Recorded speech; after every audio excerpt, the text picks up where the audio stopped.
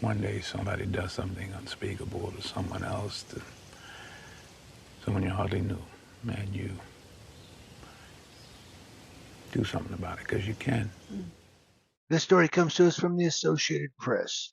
The city of Minneapolis has agreed to pay $600,000 to settle a lawsuit by a woman who alleged that ex-police officer Derek Chauvin hauled her from her minivan and pinned her to the ground with his knee in January of 2020, just as he did 4 months later when he killed George Floyd. Patty Day, formerly employed by the Public Works Department, claimed in a lawsuit filed last May that she was the victim of excessive force and a wrongful arrest. She acknowledged that she was drunk on the evening of January 17, 2020, and depressed over her impending divorce and other difficulties when she got stuck in the snow for several hours. Derek Chauvin and his partner that night, Officer Ellen Jensen, eventually arrived at the scene. The lawsuit alleged that the officers violently yanked Patty Day from her vehicle and threw her to the pavement, causing several injuries.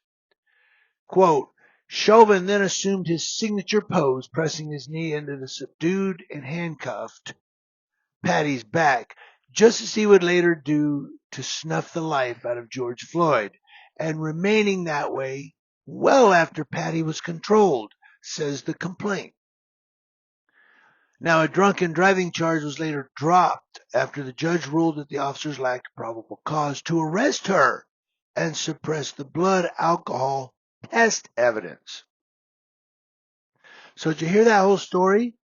In January, I've gotten comments from people. Excuse my, as you notice, my voice box is shot.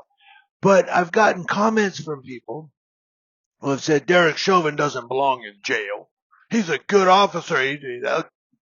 George Floyd was a POS. This Chauvin doesn't belong there. Yes, he does belong in prison. Now, I don't know if he should get the whole 22 years. I mean, he caused the country to burn, but he definitely deserves to do some time. Because in my humble opinion, based on this news story now, the man was out there committing assault as a police officer, or at least battery. So let's look at the timeline. January.